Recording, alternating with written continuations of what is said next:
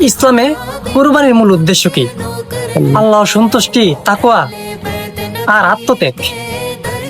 কুরআনে স্পষ্ট কথা, আল্লাহর কাছে পৌঁছায় না গরুর গোশত বা রক্ত, পৌঁছায় তোমাদের তাকওয়া, অর্থাৎ দাম না, নিয়তটাই আসল। তাহলে দামি গরু কেন? কেউ যদি সামর্থ্য অনুযায়ী ভালো গরু কিনে সেটা ঠিক আছে, সমস্যা নাই। কিন্তু যদি হয় লোক দেখানো, আমি কত বড় গরু কিনছি সেটা দেখানো, সোশ্যাল মিডিয়াতে মানুষ দেখানো, ভাইরাল হওয়ার দান্দা, তাহলে এটা ইবাদত না, এটা একটা শো। ইসলাম কি বলে? কুরবানি মানে শুধু পশু জবাই না, এটা হযরত ইব্রাহিম আলাইহিস সালামের আত্মত্যাগের শিক্ষা।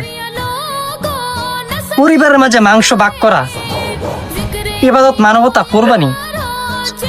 উত্তর সোজা, নিয়ত ঠিক থাকলে কুরবানি, নিয়ত খারাপ থাকলে নাটক।